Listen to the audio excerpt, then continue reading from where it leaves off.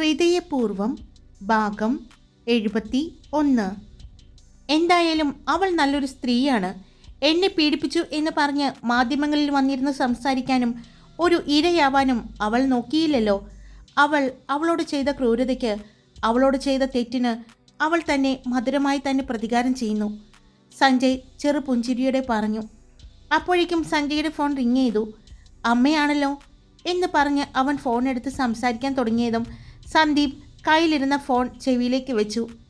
മാധവ്, സന്ദീപ് വിളിച്ചതും ഞാൻ കേൾക്കുന്നുണ്ട്. അപ്പോൾ ഞാൻ കരുതിയതുപോലെ തന്നെ ദേവിക വിശ്വനാഥൻ പകരം വീട്ടുകയാണ്, മധുരമായിട്ട് തന്നെ. എന്തായാലും നമുക്ക് അവളെ ഒന്ന് കാണണം, മാധവ് പറഞ്ഞു. ശരിയാണ്, ആ പെൺകുട്ടിയെ ഒന്ന് കാണണം. അതിന് നീ മാത്രം പോയാൽ പോരാ മാധവ്, ലക്ഷ്മിയെയും കൊണ്ടുപോകണം. എന്താണ് ആ പെൺകുട്ടിയുടെ മനസ്സിലെന്ന് അറിയണം. എന്നിട്ട് അവളുടെ കൂടെ നിൽക്കണം നമ്മൾ, സന്ദീപ് പറഞ്ഞു. അതിന് മാധവ് ഒന്ന് മൂളുക മാത്രം ചെയ്തു. ഞാൻ പിന്നെ വിളിക്കാം എന്ന് പറഞ്ഞ് മാധവ് ഫോൺ കട്ട് ചെയ്തു. മാധവ് ആലോചനയോടെ ബെഡിൽ തന്നെ ഇരുന്നു. അപ്പോൾ കുളി കഴിഞ്ഞ് ലക്ഷ്മി ഇറങ്ങിയിരുന്നു. വാഷ്റൂമിൻ്റെ ഡോറ് തുറക്കുന്ന ശബ്ദം കേട്ട് മാധവ് തിരിഞ്ഞു നോക്കി. അവളെ കണ്ടതും അവൻ ചെറിയൊരു ചിരിയോടെ എഴുന്നേറ്റ് അവളുടെ അടുത്തേക്ക് ചെന്നു. അവൻ അടുത്തേക്ക് വരുന്നത് കണ്ടതും അവൾ തലമുടി തുടച്ചുകൊണ്ട് അവിടെ തന്നെ നിന്നു. അവളുടെ അടുത്തേക്ക് ചെന്നു മാധവ്. അവളുടെ കയ്യിലുണ്ടായിരുന്ന ടവൽ വാങ്ങി. ഈ രാത്രി തല നനയ്ക്കേണ്ട കാര്യം ഉണ്ടായിരുന്നോ? ഇത്രയും കട്ടിയുള്ള മുടി ഉണങ്ങുമോ? അതും ഇതുകൊണ്ട് തുടച്ചാൽ ഈ മുടി ഉണങ്ങിയില്ല. അതുകൊണ്ട് ആ കബോർഡിൽ ഹെയർ ഡ്രയർ ഞാൻ വാങ്ങി വെച്ചിട്ടുണ്ട്, അതുപയോഗിച്ച് ഉണക്കിയാൽ മതി, അവൻ പറഞ്ഞുകൊണ്ട് അവളെ വലിയൊരു കണ്ണാടിക്ക് മുന്നിൽ കൊണ്ടുവന്ന് നിർത്തി. അതിൻ്റെ താഴെയുള്ള ഷെൽഫിൽ നിന്നും ഒരു ഡ്രയറിൻ്റെ പാക്കറ്റ് എടുത്ത് അവൾക്ക് കൊടുത്തു. ഇത് പൊട്ടിച്ചിട്ടില്ല.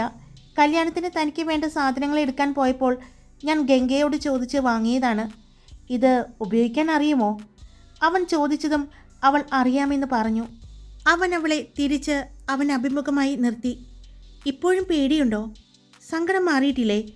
അവൻ ചോദിച്ചു. ഇല്ല, പേടിയില്ല, ഇപ്പോൾ സങ്കടവും ഇല്ല. ഞാൻ എന്തിനാണ് സങ്കടപ്പെടേണ്ടത്? എന്തിനും എൻ്റെ കൂടെ നിൽക്കുന്ന ഒരു ഭർത്താവ് എനിക്കുണ്ട്. പിന്നെ ഞാൻ എന്തിനാണ് പേടിക്കേണ്ടത്? ഞാൻ തെറ്റ് ചെയ്തിട്ടില്ല.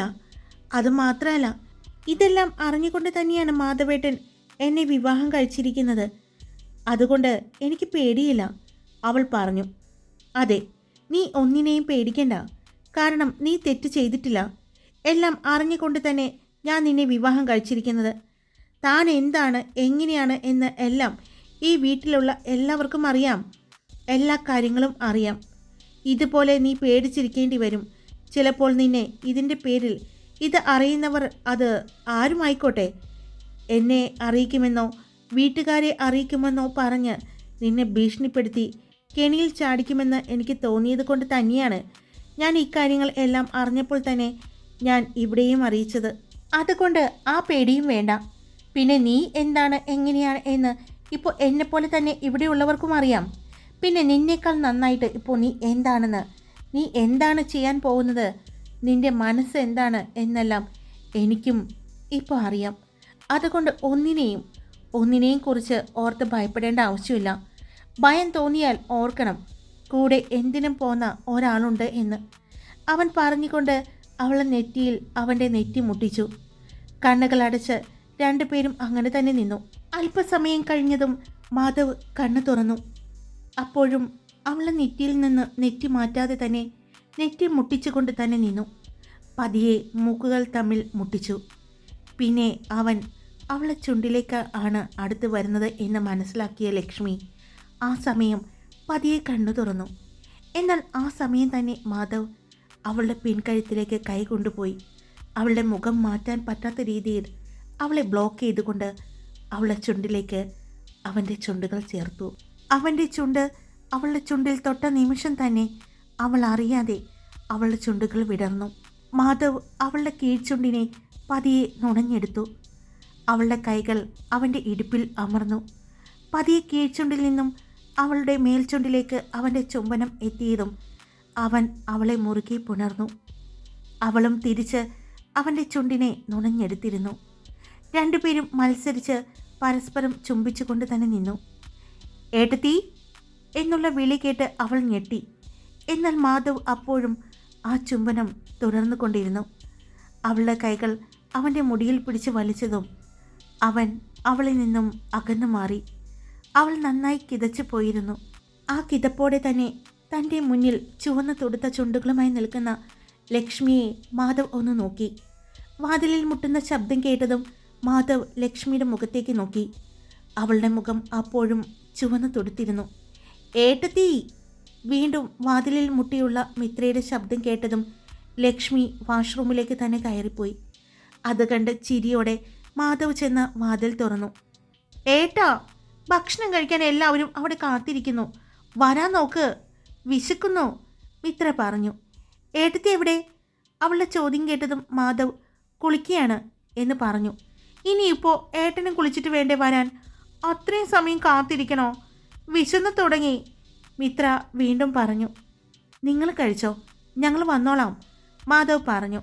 അത് പറ്റില്ല, നിങ്ങൾ വരാതെ ഭക്ഷണം തരില്ല എന്ന് അമ്മ പറഞ്ഞു, അവൾ പറഞ്ഞു. ശരി ശരി, ഒരു 5 മിനിറ്റ്, ഞങ്ങൾ എത്താം എന്ന് പറഞ്ഞുകൊണ്ട് അവളെ തിരിച്ചയച്ചു. അവൾ പോയതും ഡോർ അടച്ചുകൊണ്ട് മാധവ് ചെന്ന് വാഷ്റൂമിൻ്റെ വാതിലിൽ മുട്ടിയതും ലക്ഷ്മി വാതിൽ തുറന്നു. അതെ, ഇതിനകത്ത് തന്നെ ഇരിക്കാനാണോ തീരുമാനം?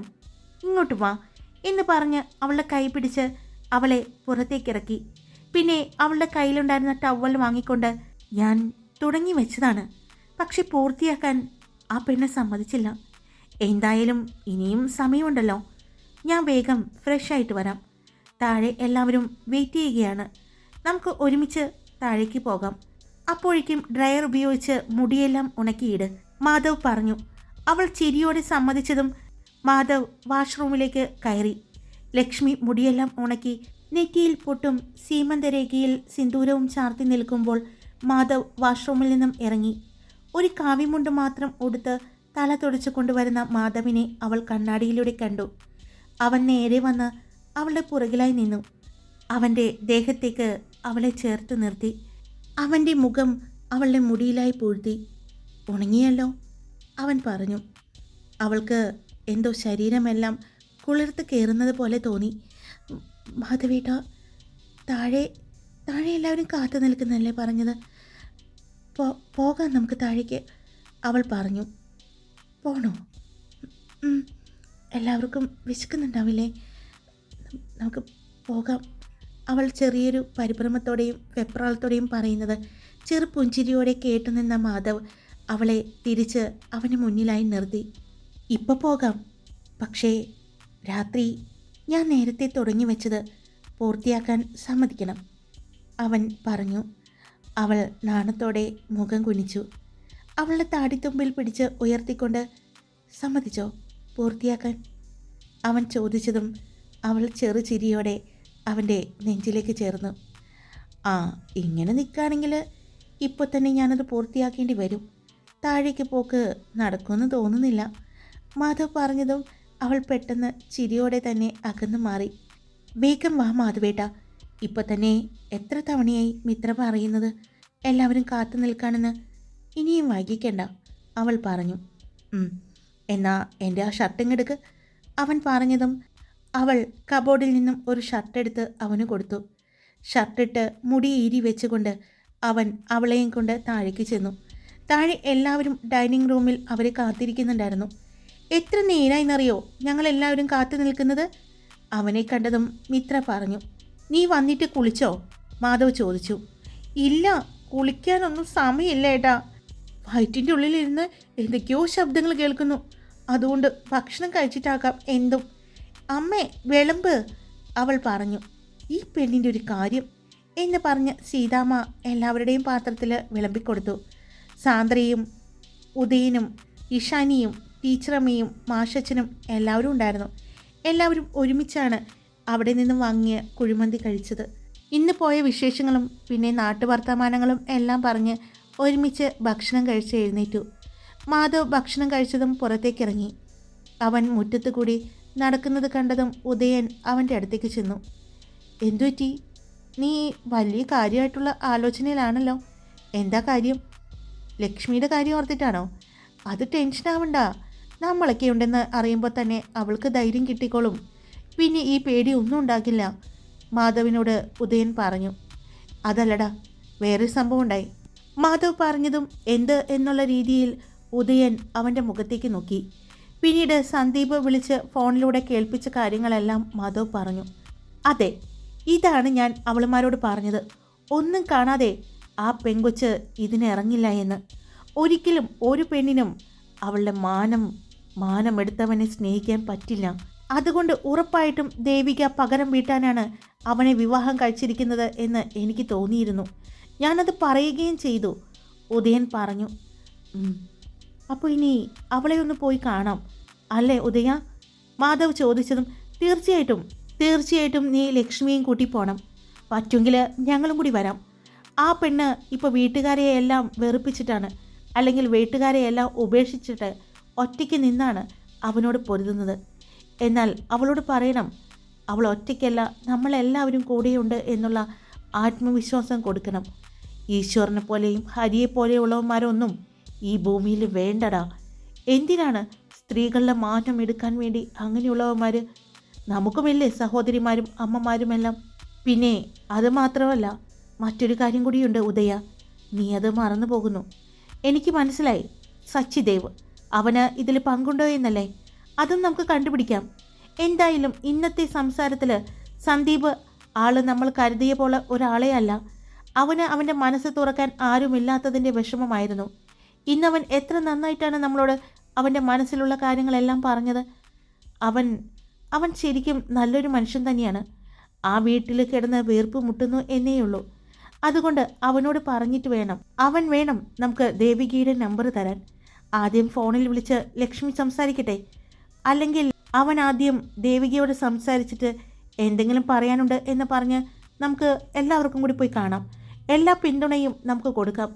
എന്തു പറയുന്നു? ഉദയൻ ചോദിച്ചു. അങ്ങനെയാണെങ്കിൽ അവൾ വർക്ക് ചെയ്യുന്ന സ്കൂളിൽ പോയാൽ പോരെ? അവിടെ ചെന്ന് കണ്ടാൽ പോരെ? മാധവ് ചോദിച്ചു. അത് വേണ്ട മാധവ്, ദേവിക വർക്ക് ചെയ്യുന്നത് അവരുടെ തന്നെ സ്കൂളിലാണ് എന്നല്ല പറയുന്നത്. അവിടെ എന്തായാലും ഈശ്വറിന് ഒരു ഹോൾഡർ ഉണ്ടാവും. അതുകൊണ്ട് ആരെങ്കിലും അവളായിട്ട് സംസാരിച്ചാൽ അത് അവനിലേക്ക് എത്തിക്കാനും ചിലപ്പോൾ ആളുണ്ടാകും. അതുകൊണ്ട് ആരും അറിയാതെ വേണം ദേവികയുമായുള്ള ഈ കൂടിക്കാഴ്ച നടത്താൻ. പ്രത്യേകിച്ച് ലക്ഷ്മിയും ദേവികയും തമ്മിൽ കോണ്ടാക്റ്റ് ഉണ്ട് എന്ന് ആരും അറിയരുത്. അതല്ലേ നല്ലത്? ഉദയൻ പറഞ്ഞു. അത് ശരിയാണ് നീ പറഞ്ഞത്. ലക്ഷ്മിയും ദേവികയും തമ്മിൽ കോണ്ടാക്റ്റ് ഉണ്ട് എന്ന് ആരും അറിയരുത്. പിന്നെ ഈശ്വർ, ഹരി, അവരുടെ ലക്ഷ്യം എന്താണെന്ന് അറിയണം. പിന്നെ അതിൽ സച്ചിദേവിന് എന്തെങ്കിലും പങ്കുണ്ടോ എന്ന് കൂടി നമുക്കറിയണം. എല്ലാം അറിഞ്ഞു കഴിഞ്ഞാലാണ് എൻ്റെ പെണ്ണിൻ്റെ പേടി അവസാനിപ്പിക്കാൻ എനിക്ക് പറ്റൂ, മാധവ് പറഞ്ഞു. അതെ, അതാണ് നമ്മൾ ചിന്തിക്കേണ്ടത്. ലക്ഷ്മി ഇനി ആരെയും പേടിച്ചിരിക്കരുത്. അവളുടെ പേടിയും വെപ്രാളവും ഇന്ന് കണ്ടപ്പോൾ ശരിക്കും സങ്കടം തോന്നി. ഉദയൻ പറഞ്ഞതും മാധവ് ഒന്ന് മൂളി. എന്തായാലും നീ ഇപ്പോൾ തന്നെ വിളിച്ച് സന്ദീപിനോട് കാര്യം പറയും, ഉദയൻ പറഞ്ഞു. മാധവ് പോക്കറ്റിൽ നിന്നും ഫോൺ എടുത്തപ്പോഴാണ് രവിച്ചേട്ടനും വിനോദും കിച്ചുവും കൂടി അങ്ങോട്ട് വരുന്നത്. ഞാൻ അങ്ങോട്ട് വരാമെന്ന് കരുതിയതാണ്. അപ്പോഴേക്കും നിങ്ങൾ ഇങ്ങോട്ട് എത്തിയോ? മാധവ് ചോദിച്ചു. പിന്നല്ലാതെ, പുതുമണവാളനെ വീട്ടിൽ നിന്നും ഇറക്കി ബുദ്ധിമുട്ടിക്കണ്ടെന്ന് കരുതി, വിനോദ് പറഞ്ഞതും. എന്തു പറ്റി മുഖത്തിത്ര ദേഷ്യം? കിച്ചുവിനോട് മാധവ് ചോദിച്ചു. പിന്നെ നീ വന്നിട്ട് ഹണിമൂൺ പോവാന്ന് പറഞ്ഞ് കാത്തിരിക്കുകയാണ് ഞങ്ങൾ. എന്നിട്ട് നീ അതിനെക്കുറിച്ച് ഒരു വാക്ക് പറയുന്നില്ലല്ലോ, കിച്ചു പറഞ്ഞു. ഓ, അതാണോ നിന്റെ പ്രശ്നം? അത് നമുക്ക് പോകാം, വേണമെങ്കിൽ എല്ലാവരുമായിട്ട് പോകാം, ഫാമിലിയായിട്ട്, മാധവ് പറഞ്ഞതും. ഫാമിലിയായിട്ട് പോകാമെന്നോ? ഇതെന്താ മറ്റേ മോഹൻലാലിൻ്റെ സിനിമ പോലെയാണല്ലോ. എല്ലാവരെയും കൂട്ടി ഫാമിലി മൊത്തം ഊട്ടിക്കൊരു ട്രിപ്പ്. എന്താ ഇപ്പോൾ അതിന് കുഴപ്പം? ഞങ്ങൾ കൂടി വന്നാൽ നിനക്കെന്തെങ്കിലും ബുദ്ധിമുട്ടുണ്ടോ? ഉദയൻ ചോദിച്ചു. ഓ, അപ്പോൾ സാറിൻ്റെ പ്ലാൻ ആയിരുന്നോ? അതേടാ, നമ്മൾ പോകുന്നുണ്ടെങ്കിൽ എല്ലാവരും കൂടി പോകുന്നുള്ളൂ. എന്ത് ചെയ്യാൻ പറ്റും നിനക്ക്? എനിക്കെന്ത് ചെയ്യാൻ? ഞാനും എങ്ങനെയാണെങ്കിലും ഓക്കെയാണ്. പക്ഷെ അധികം വൈകിക്കരുത്. എന്താടാ കാര്യം? അത് പിന്നെ എടാ, കല്യാണം കഴിഞ്ഞിട്ട് ഇത്രയും ദിവസമായി ഞങ്ങൾ തമ്മിൽ ഒന്നും ഉണ്ടായിട്ടില്ല. എന്താ? അത് കേട്ട് മാധവ്, ഉദയൻ, വിനോദ് ഒരുപോലെ ചോദിച്ചു. രവിച്ചേട്ടൻ ഞാൻ പോണു എന്ന് പറഞ്ഞ് പോയി. എന്താ നീ പറഞ്ഞത്? രവിച്ചേട്ടൻ പോകുന്നത് നോക്കിക്കൊണ്ട് ഉദയൻ വീണ്ടും കിച്ചുവിനോട് ചോദിച്ചു. അത് പിന്നെ പെട്ടെന്നുള്ള കല്യാണമല്ലായിരുന്നോ? ഞങ്ങൾ പ്രതീക്ഷിക്കാതെ നടന്നപ്പോൾ ഒന്നിനൊരു തയ്യാറെടുപ്പുണ്ടായിരുന്നില്ലല്ലോ. അതുകൊണ്ട് അതുകൊണ്ട് നീ വല്ല യുദ്ധത്തിന് പോവാണോ തയ്യാറെടുത്തൊക്കെ പോവാൻ? ഉദയൻ ചോദിച്ചു. നീ പോടാ, നിനക്ക് അങ്ങനെയൊക്കെ പറയാം. ഒന്നില്ലെങ്കിലും കല്യാണം കഴിഞ്ഞിട്ട് ഇത്രയും വർഷമായില്ലേ. ഞങ്ങൾ അങ്ങനെയാണോ? അല്ലേ മാധവ? കിച്ചു പറഞ്ഞതും നീ അതിനെ എന്നെ എന്തിനാ കൂട്ടു വിളിക്കുന്നത്? അത് പിന്നെ നിന്റെ കല്യാണം കഴിഞ്ഞല്ലേ ഉള്ളൂ. അതിന് നീയും എന്നെപ്പോലെ തന്നെ കന്യകനല്ലേ. അതുകൊണ്ട് ഞാൻ എൻ്റെ സങ്കടം നിന്നോട് പറഞ്ഞതാ. നമുക്കല്ലേ അറിയൂ നമ്മുടെ വിഷമം. എന്ത് വിഷമം? ഉദയൻ ചോദിച്ചു. അത് പിന്നെ കല്യാണം കഴിഞ്ഞിട്ട് സുന്ദരിയായ ഭാര്യ നമ്മുടെ കൂടെ ഉണ്ടായിട്ടും ഒന്നും നടക്കാത്തതിൻ്റെ ചെറിയൊരു സങ്കടം, അത്രയേ ഉള്ളൂ, കിച്ചു പറഞ്ഞു. അതിന് ഇവൻ്റെ നടന്നിട്ടില്ലെന്ന് ഇവൻ നിന്നോട് പറഞ്ഞോ? ഉദയൻ വീണ്ടും ചോദിച്ചതും മാധവ് ഉദയനെ നോക്കി. അല്ല, നീയാണ് ഈ ചോദ്യം ചോദിക്കേണ്ടത്, രണ്ട് എൻ്റെ മുഖത്ത് നോക്കുകയല്ല ചെയ്യേണ്ടത്, ഉദയൻ പറഞ്ഞു. എടാ, ഇവർ തമ്മിൽ ഒന്നും ആയില്ലെന്ന് നിന്നോട് ആരാ പറഞ്ഞത്? വീണ്ടും ഉദയൻ ചോദിച്ചു. അത് പിന്നെ ഞങ്ങളെപ്പോലെയുള്ളവർ പെട്ടെന്ന് എടുത്തു ചാടിയൊന്നും ചെയ്യില്ല. അതെനിക്കറിയാം. നിന്നെപ്പോലെ ആക്രാന്തമുള്ളവരൊന്നും അല്ല ഞങ്ങൾക്ക് സമയമൊക്കെ എടുക്കും. അല്ലേ മാധവ? ഇവൻ വന്നപ്പോൾ മുതൽ അല്ലേ മാധവ അല്ലേ മാധവ എന്ന് പറയുന്നുണ്ടല്ലോ. എന്താ നിന്റെ കുഴപ്പം? എടാ, നിനക്ക് ഹണിമൂൺ ആഘോഷിക്കണമെങ്കിൽ നീ പോ. പിന്നെ നിന്നോട് നിന്റെ ഭാര്യയെ ചേർത്ത് പിടിക്കണ്ടെന്നോ നിന്റെ ഫസ്റ്റ് നൈറ്റ് ആഘോഷിക്കേണ്ടെന്നോ ഞങ്ങളാരും പറഞ്ഞിട്ടില്ല. സമയം വേണം പോലും. ആ രാത്രി ആ കൊച്ച് ആത്മഹത്യ ചെയ്യാൻ പോയത് കണ്ടതുകൊണ്ട് നിനക്കിപ്പോൾ ഞെളിഞ്ഞ് നിന്റെ ഫസ്റ്റ് നൈറ്റിനെ കുറിച്ച് പറയാൻ പറ്റി. നിനക്കിങ്ങനെ സമയം എടുത്തെടുത്താണ് നിന്റെ കയ്യിൽ നിന്ന് എല്ലാം പോകുന്നത്. നീ പോടാ, പോയി ആ പെങ്കൊച്ചിനെ കെട്ടിപ്പിടിച്ച് കിടന്ന് ഉറങ്ങാൻ നോക്കിക്കേ, പോടാ. ഉദയൻ പറഞ്ഞതും ഇനിയിപ്പോൾ അതൊക്കെ നടക്കൂ. ഇനി നമ്മുടെ സാറിൻ്റെ സൗകര്യവും സമയമൊക്കെ നോക്കിയിട്ട് നാട്ടുകാരെയും വീട്ടുകാരെയും എല്ലാവരെയും കൂട്ടിയിട്ട് എന്നാണ് ഇനിയൊരു യാത്രയെന്ന് പറയാൻ പറ്റില്ലല്ലോ. എന്തൊക്കെ സ്വപ്നങ്ങളായിരുന്നു.